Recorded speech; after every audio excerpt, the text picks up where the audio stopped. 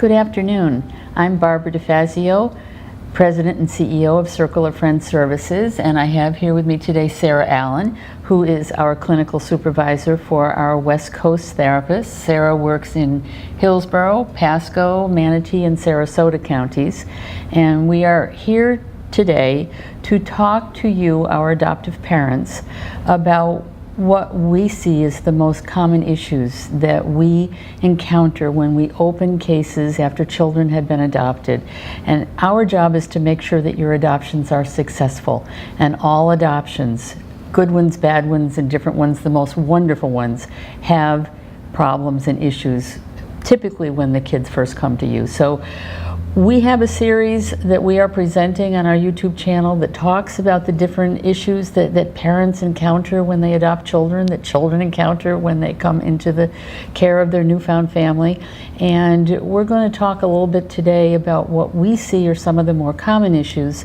And then we hope that you will go on our YouTube channel and look at some of the more specific topics that we're talking about, and we hope that they will help you in forming your family and having a wonderful lasting adoption experience. So I'm going to ask Sarah, because Sarah does a lot of direct service with our families. Sarah, when you're opening up adoptive families, what do you find the most common things that you find when you walk in the door? There's a few things that I think about when you ask that question. Oftentimes I see with families having inappropriate expectations, and that really comes out in different ways. One of the ways may be the idea that once they are with a family and they're loved by a family, that they won't need services anymore. Right. And they do need love and care and consistency and nurturing, but because of, especially with the population we serve, with the amount of trauma that they've had and disruption and attachment, it really does demand an investment in therapy, and typically a longer term investment in therapy, pre-adoption as well as post-adoption, so that we can support them through that process and help you to meet the child's needs and know how to handle some of these things that are going to be coming your way. Because Barbara mentioned, it is common and it's normal and it's to be expected that there's going to be some court issues that come up for them in regards to attachment in your adoption. In addition to that, I think having inappropriate expectations about family or children coming into families and just, aligning with whatever the parents and what the family, or even if they have other siblings, are used to doing.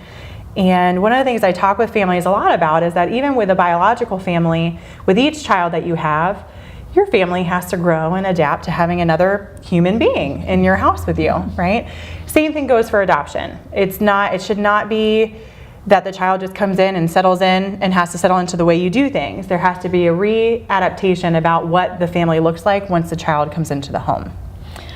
Well, and one of the things that we should know, and if you're watching this, then you know this, is that most of the children that we are working with have come out of the child welfare system.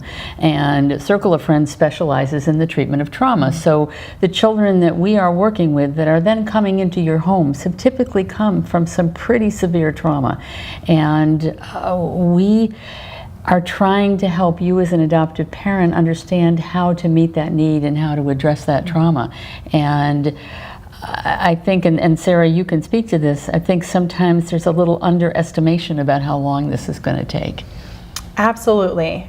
And sometimes there even can be frustration from an adoptive parent, such as yourself, in that you are not the ones that maybe created the trauma that occurred. And you are the ones that are going to be helping the child deal with that, and might even have to deal with some of the backlash of the trauma that they've experienced, which it can be very frustrating. But not only is it important to know that therapy is going to be needed, but I think to understand that adoption therapy really demands the involvement of the family. It's not an individual intervention typically at that point in time. It would be the family as a whole, which is really important to know and understand.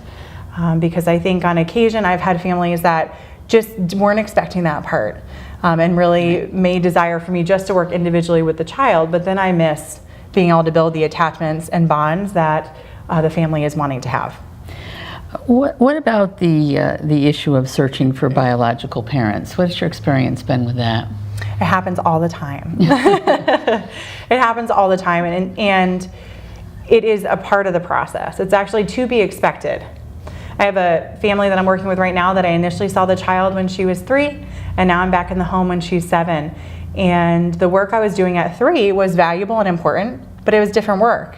Right. Now that she's 7, she's asking questions about her biological parents, and she's grieving them in a different way than she grieved them when she was 3 years old. So luckily, the family I worked with had a good relationship with me and kind of expected or predicted that this might happen at some point in time, and so called me, and I was able to come back in and work with them. But that's a great example to me about how their processing evolves over time. Right. Yeah, and so she's asking questions. It's so important to be able to talk to them about the questions that they have and listen to them and answer their questions, and be able to process with them the feelings that they're having, because they will look for them. And it's not because they don't love you or want to be a part of your family, but it's a part of their identity that they're also trying to understand. And I think one of the things that we would like to say to you as adoptive parents about anything that we talk to you about in this series is that none of this is abnormal. Nothing that is happening in your family, whether your adoptive child is looking for their family or seeming kind of detached from you or not doing well in school or not acting like they're interested in being a part of your family, none of this is abnormal. It's all a very normal part of the adoption process. And that's why we're here to help you as helping professionals, but I'm telling you, you do not need our help to be kind and consistent and caretaking with your children, and understand that this is just going to take a little while for them to adjust into your home. Stick with them, be consistent with them. You can do simple things. I'm sure you tell your families this all the time. You can say, we're going to make chocolate chip cookies every Friday night, or we're going to have spaghetti on Wednesday, or I'm going to read you this book every Tuesday night, and then you have to do it, because you have to be predictable to your kids. But your adoptions can be successful. I'm sure you have seen many families who have thought they weren't going to make it who did.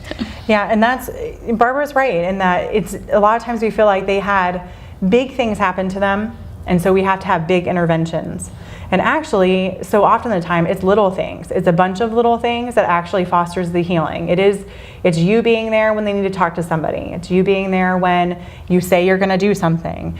It's all of those every daily nuances and interactions that you have with them that will actually foster the healing and security and good attachment or healthy attachment with your child. It's not necessarily a huge intervention. So we hope that some of this has been helpful to you. We really welcome you to come on to our adoption series on our YouTube channel, and we will talk about some of the different specific issues that come up in adoption. Adoption workers call them the core issues of adoption, but that's just what we call them. It's really the normal things that all of you are going to go through in trying to form good adoption families. So I hope some of this work has been helpful to you, and please join us in our adoption series and let us know if you have any comments about it. We really would like to hear from all of you. Thank you very much.